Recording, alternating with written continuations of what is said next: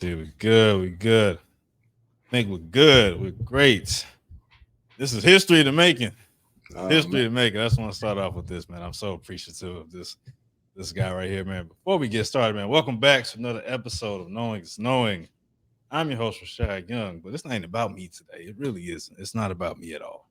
It's not about me at all today. But I do appreciate y'all being back. Make sure y'all subscribe to the pod on your favorite audio platform. And as always, appreciate the support, man. Today is a very special day. This is like a childhood meets adulthood connection. This is a great moment. This is truly a little brother, big brother moment. I have my big brother, Mr. Donovan B. I ain't gonna say his government. You know what I'm saying? He might not want that out there right now. It's okay. Nah, you Mr. put it out Mr. there, man. Mr. Donovan Bates, man. He is an entrepreneur, a man of many great things, but the most important thing is a good man of faith, man. Donovan, how are you today? Good, man. Appreciate you for having me, man. Yeah. How's life? Let's start there. Life's good. Life is good, man. Been in Arizona about what almost 2 months now, so adjusting to it, but definitely having fun getting settled in, man. The weather is complete opposite of St. Louis right now, so I'm happy. What's the weather like up there right now? It was in the 70s today. I was able to watch the cars today, so it was nice. It No, there was was here in Chicago. It was it was probably in the about teens. 45. Oh, for real? 45 on a good day. Yeah, it's That's been strong. been cold all week, but I think I want to have this conversation for most two things. One is I think it's always cool to get a chance to connect with any of you all, honestly, but also knowing that you've entered a new stage in life, man. It's been a cool thing to watch you grow and into the person I always know you will be. But more importantly, seeing you transition into this new side, which is entrepreneurship, which is mainly why we are here today, man. You have a brand, plenty of God. Yeah, How do man. we get there? How do we get to this fine, young, established, married man who is now getting into entrepreneurship with a Christian brand at that? Yeah, and honestly just happened out of nowhere, man. 2021, I was doing what do you call them?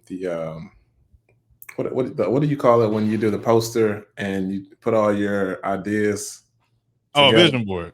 Yeah, I was doing a vision board at the end of 2020, and Yeah. half of it was basically I want to become an entrepreneur. I don't know what avenue or vertical I want to get into, but when I Mm. own my own business, I want to be independent. And I think after I did that, let's say that was end of 2020, like the 4th or the 5th of January, I had a random dream. God was like, Christian underwear company. And for me, I'm like, this is weird. I've never heard of it. It doesn't exist. It's Right. not possible. I'm not really into fashion that much anyway. But in retrospect, 3 years later, man, it's finally about to start it and launch it. I was in corporate America for the last 8 years. It was always on the back burner. I was always getting little pieces here and there to kind of, branch out independently. But I actually lost my role last month, or they dissolved my department rather.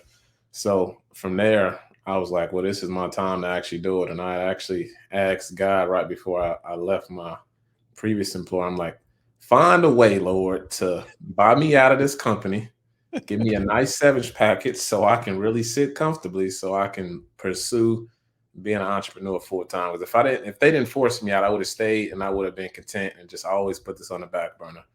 A week later, Rashad, I promise you not, after I prayed and was like, Lord, pay me out, I got paid out with a severance package so I can leave comfortably. And I wasn't even like upset or mad because I asked for it. So exactly what I asked for, he gave me a week later. And I was like, now I'm gonna pursue the business full time.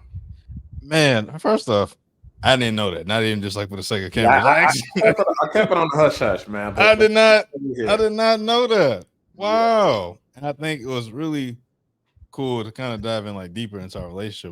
We've been doing a devotional group. And I think the last time, I know it's been a minute. Last time, the last time we had it might have been a session before that. We was talking about. I don't know if I said something or Trey said something, but we was talking about you taking that leap of faith and pretty much starting it. I know that you've been working on it piece by piece.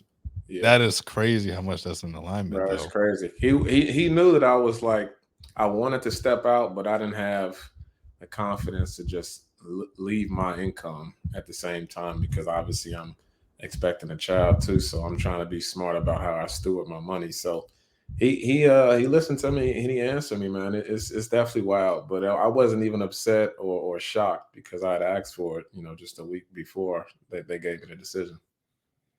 I'm like blown away for real. Like I didn't even know. Like, oh, sorry. Like Yeah, this is like legit. I did not know that. Wow, yeah, that is well. It's good. I think it's a great thing. I think obviously it feels like God has blessed you in a way where you're going to be good while you're putting this together, which I think is great. The other end too is like this. Now I feel like you're in this newfound space of really going as I mentioned, going 100% into it, man. So how has that been? That new transition of kindly finally, obviously you got things going on like soon to be a dad and things like that, but like really having the ability to be more hands on with this brand. How's that been feeling, man?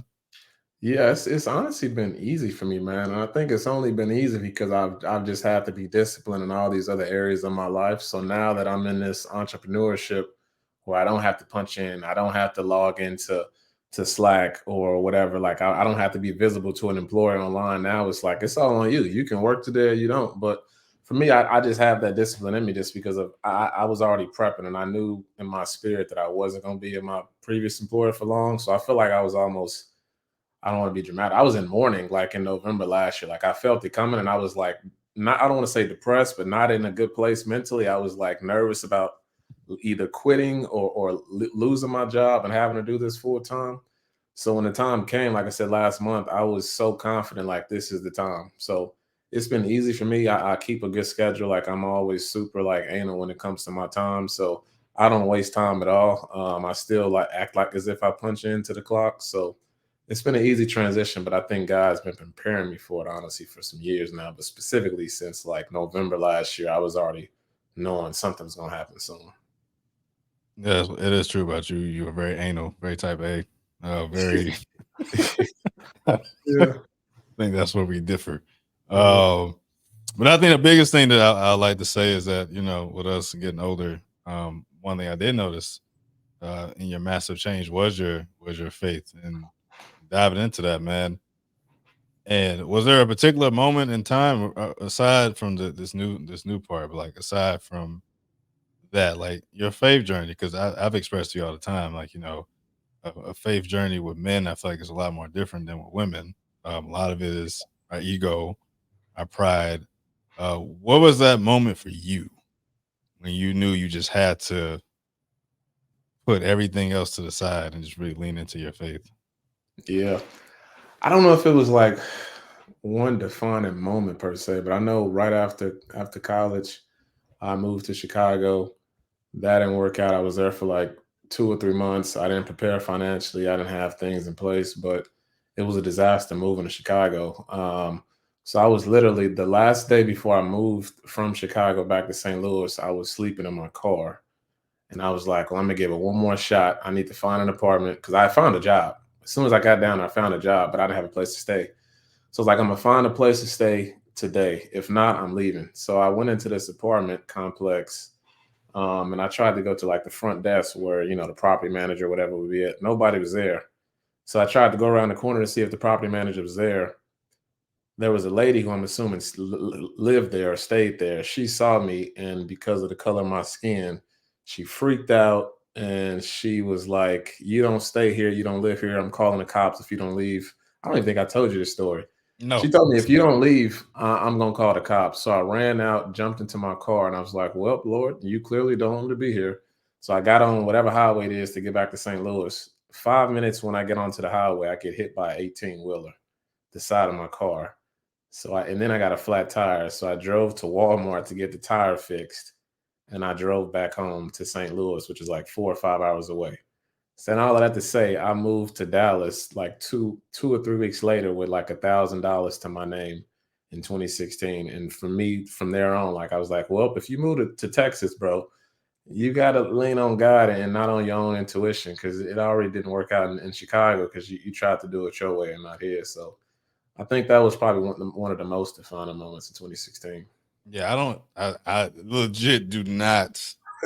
think I know know Yeah, that part of the story. I knew about the Chicago piece because obviously we talked about it, but I didn't know about I didn't know about the homelessness thing, man. I didn't know about the I don't even think I knew about the accident, which I think is even I don't think that's more of a trip. I didn't even know about that. yeah, yeah. Okay, so I'm trying to paint a full picture. So you how long were you in Dallas? About 3 years? From what probably August 2016 through maybe end of 2019, Yeah. early 2020. So about 4 years almost. And then you came back home.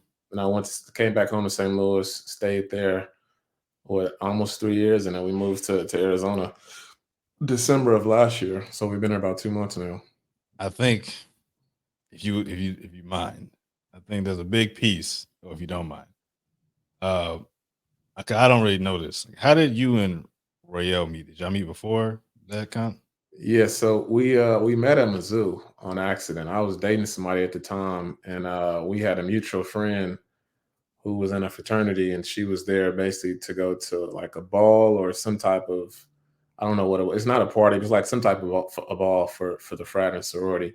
She had stayed at my house with a few other friends, and I had opened the door to try to let them in, or whoever one of my roommates did. But it was a high and by, and then I went upstairs, and I never saw her again for years. And then I saw her on social media, unbeknownst to me. I didn't know she was the same girl, but a friend of mine told me like, "Hey, bro, that's the same girl from like 20, I don't know, 14 that you met at Mizzou." So we met through social media, but we had actually met years prior and barely said two words to each other. And then when you came back home, you met. Yeah, we met when I was living in Texas. We met right before COVID. So we Okay. had met online through social media in 2019, like late 2019. Mhm. And then right when COVID hit, I decided, well, I was working remotely. I would just go out to Minnesota where she was staying at, and I would just stay there. I stayed there for about 2 months, and we just rekindled essentially. And it was just a crazy time during COVID, man. It was. But I think also we've talked about this in just regards to just y'all connection in particular. Y'all definitely took a more better word, better term, unconventional route, I would say, in today's time, right? Obviously, Yeah. from a Christian perspective, I think it's something that should be the way that it goes, but typically that doesn't happen. You all decided to pretty much abstain, I think, correct me if Yeah. wrong, until y'all was married. Just from a perspective, like what do you think was the biggest thing you learned from that? Because a lot of people when they do connect with people, sex isn't something that I think people shy away from, in the sense of like you feel like you gotta know before you get Yeah, married man. to You, the you, person. you got to test drive the You car, gotta right? test it. I'm trying to be politically correct, brother. You know what I'm saying? I know what I want to say, Yeah. but um, but no, I think that was the one thing I learned in that space about you all too, in particular, that you all took such a different route, and it was so respected because even when y'all got married, I was like, they really did that the, the Yeah. entire time. Yeah. But I don't know, like from your experience, like what do you think was the greatest thing you learned from taking that route? Yeah, and just I'll answer that question. That's part of the discipline that I have now, right? Just going through that journey, and now being an entrepreneur, having to be strict on my time. Like this is easy because I had a whole nother type of discipline I had to, withstand or sustain for God knows how long. But yeah, man, I think God honors marriage, right? And when you do it the right way, at least try to do it the right way. We're not perfect by any means, right? But I think God just honors the route that we took. It is unorthodox in like today's society, but that was another defining moment for me, man. When I met her, she was I guess for lack of better, she was like on fire for Jesus, and I wasn't. Like I've always Mm, believed in God. Like I've always had faith. I've always went to church. When I moved to Texas, I didn't go to church as often by any means. There was a lot of mega churches, and I was honestly a little intimidated.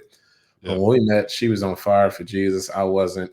I saw how much faith she had, and I seen like how God was moving her in her life, and I'm like, man, like this is crazy. Like she's different. Like this is not what I'm used to. So I knew that that was a sign. And I think as soon as she told me, what steps she was taking in her life before she got married, I'm like, well, I have no other choice. Like I have to commit to it, or I can't have one foot in, one foot out. Like if I'm gonna commit to this girl, I got to commit to the whole process. So I think that was what it was, man. It was just a lot of discipline. So for me being an entrepreneur now, I think, like I said, I was getting prepared in different ways previous years to right now. So Yeah. yeah, everything is kind of been full circle. I know it adds it all again. I think now the whole story is now piecing together, man. It's crazy to see how God does prepare us in different ways. And hearing your story and your experience, definitely, I think about my own experience and how certain situations you're trying to find a way to make things work out, or you're trying to figure it out. And I think it's in several moments since I moved here, and I'm like, I don't know. Yeah, I don't know. Am I taking the right route? But I think also there's been plenty of moments in between where I'm like, this is where I believe God wants me to be. I feel like if it wasn't any good in any of these experiences, I don't think these things. I think I have a different outlook. I would say more so. So what's the vision for Plenty of God, man? Like, what do you think is your ultimate goal? I mean, for having such a different, I guess, underwear based clothing. What do you think is your ultimate goal with the brand itself? You know?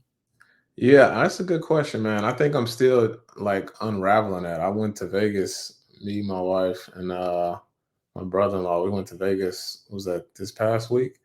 My the vendor that I'm going with, they're using for the brand. They invited me to a conference last year that I went to, and I went this year. But long story short, it's like a huge fashion show where you get to meet all different type of vendors, and sourcing companies for all types of small businesses. I seen Cam Newton there, bro. He has his own clothing business. I didn't introduce myself, obviously, but the fact that he's there let me know I was in the right place. But I see it as just being a lifestyle brand, man. Like it's right now, it's definitely, I want to stick within the niche of underwear because it's a very specific type of vertical that I can just kind of learn and understand. But I think long term, I can see it being undergarments and outerwear. But right now, I think I just want to stick to underwear, rinse and repeat that, really understand the market, understand my audience. And then from there, man, I would love to get into swimwear, athletic wear, like everything, really. This man trying to be the Lululemon. Hey, hey, hey, if God allows it, man, I'm all. No, 100%. So in that space, and you say you saw Cam Newton, and I mean, you might have saw other people that are great in that space. What do you think is the best thing you learned being at that conference? If anything, Um, I think that when you starting a business, and I mean, I've been off Instagram for about a year and a half, right? I just got Instagram back like last month, so I've been off for like 18, 19 months. I'm not the type to just be out there front facing on FaceTime or live, whatever you call it. Like, so, and for me, that's all I heard about. Like, if you want to start a business, you have to be, yeah, your customers or your audience have to fall in love with you first. And for me, that just means being vulnerable, and that's not a place that I like to be at. So if I want this brand to be what I believe God called me to do and for it to be, I have to be out there a little bit more. So I think for me, it's just slowly but surely being more front facing and not trying to be so much in the background, so that the business can grow not just from the actual product, but from the people behind the product too. yeah. So I guess sticking on that topic of vulnerability, since you opened this door, uh, what do you want people to know about you per se? I'll say that I had the same dilemmas at first when I first did social media, but what do you want people to know about you aside with the brand?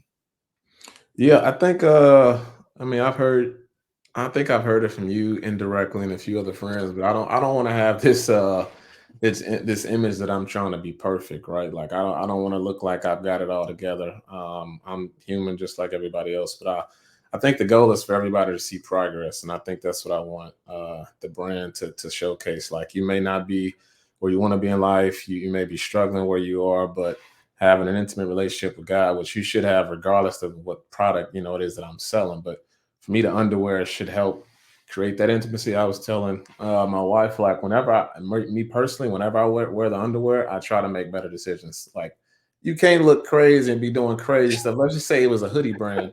You can't be looking crazy doing stuff that's out of what you should be doing, having plenty of God on your shirt. And it's the same thing with the underwear, but only you know that you're wearing it. So for me, I just want people to make better decisions, follow God, have that intimate relationship with Him, and the underwear should hopefully be that symbol essentially for the brand. That's hilarious. I ain't think, I didn't even, I didn't even think about that. Yeah. I think it's somebody doing something crazy. Bro, what was it in was it Mississippi or something when they was on the boat and they was throwing them chairs at man, you can't have no Christian underwear company or brand on throwing chairs at people, man.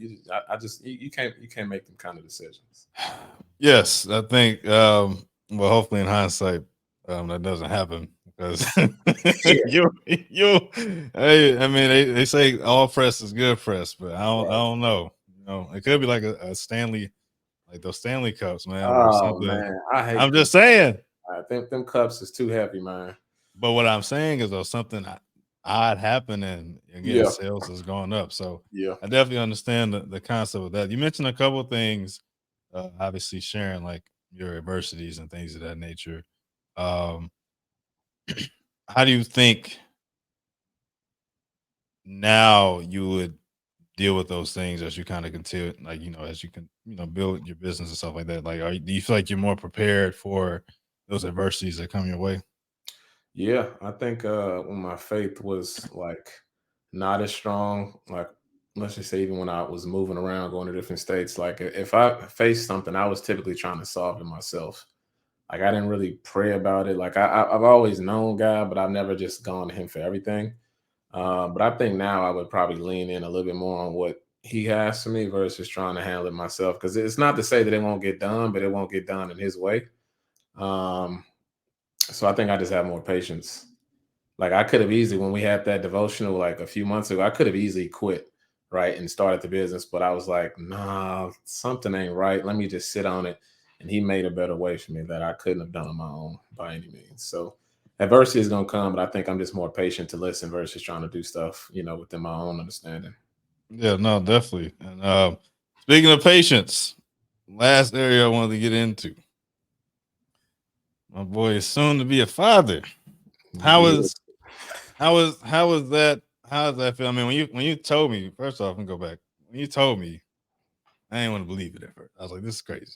yeah. As becoming a dad, and that's a good thing. But now that you know that you're having a son, how do you think? What are the lessons that you think you want to instill in him as he grows up to be a young man?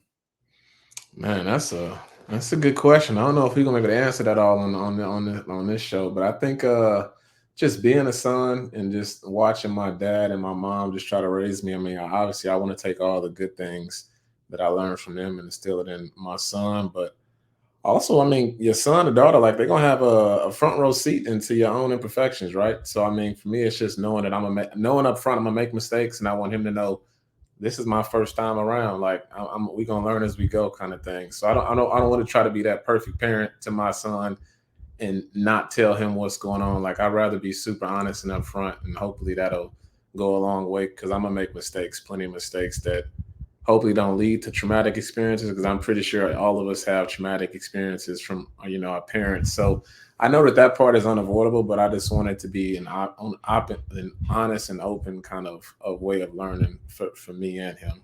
As time goes on, once he starts to really understand what this world is like. Yeah, no, I mean, I think that's the biggest thing, man. Is trying to break those curses, man. And I think as we get older, I mean, I think we can agree to this that our parents were still people at the end of the day.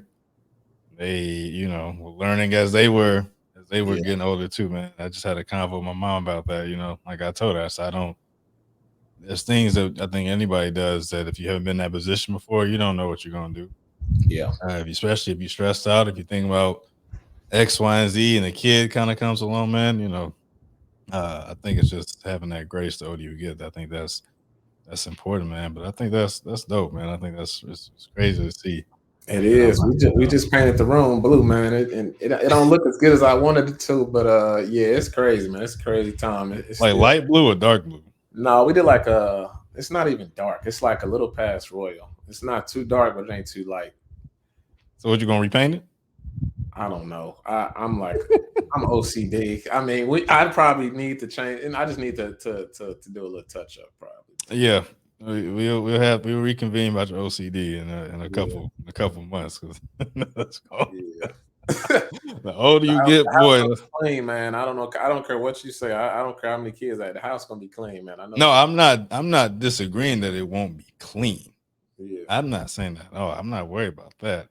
I'm just saying it ain't gonna always be clean. No. Yeah. I'm gonna have to swallow that pill. That's all I'm saying. I know it's gonna be clean to the best ability, but Yeah. you get some toys around a kid, boy, you might as well just wrap it up, man. I know. Ain't nothing. I Ain't know. nothing you can do. Or you're gonna be cleaning every 2 seconds. They I drop. know. I know. And that's gonna stress me out. I already know. Oh man, yeah. Between patience and OCD, man, I think you you got a way to go. But I think it's a good thing, man. Like I said, the most important thing, man. I'm just so glad to see your growth, man. You know, on camera, off camera, I'm serious. Like it's been very inspiring. I always, it's funny. I ask myself, what would Donovan do in certain situations? I know That's crazy. That's insane. I know. Yeah. But it's the truth, though, man. It's definitely a testament to just watching you grow and learn, and just watch you build your family, man. Again, you have an amazing wife. Surprised she didn't make a cameo. I know she likes to. Oh, you know, I didn't think about it. No, it's cool. Yeah. It's cool, man. Well, hey, they can find you at what? Plenty of God on Instagram. Yeah, _, Plenty of God on Instagram, and Plenty of God on TikTok and Facebook. Facebook, Plenty of God too. Yeah, Plenty of God on TikTok and Facebook, but it's _ then Plenty of God on Instagram. Currently in the process of trying to get that Plenty of God page. Somebody has it. It's not even being used, but I got to get a trademark. It's a whole thing. Oh, we talking like oh yeah, that's tough. Somebody has an account or a handle on Instagram without the _ but it is no followers, it's no posts, and it's just I reached out, nothing happened. So now I'm gonna have to get that good old trademark to try to take it. So we'll see. No, I feel that, man. Well, hey, I appreciate you, brother. And always, for those who listen, man, thank you all so much for another episode of listening to another episode of Knowing is Knowing. This is my brother right here, man. I'm telling you, this is going to be the biggest brand in the next couple of years. Mark my words. I said this on February 18th. This is 2024. So come back from a year from now and see what happens. If it does, you got to talk about a percentage. I got you with some royalties, man. I appreciate you having me, man. And shout out to you for sure. I know it's about me, but proud of everything you're doing, man. Just seeing where you was 10, 20 years ago to where we are now, man. It's beautiful to kind of see where everything is at for you. 2 books in. You'll make me cry, man. All right. Appreciate you. Hold up. Let me see.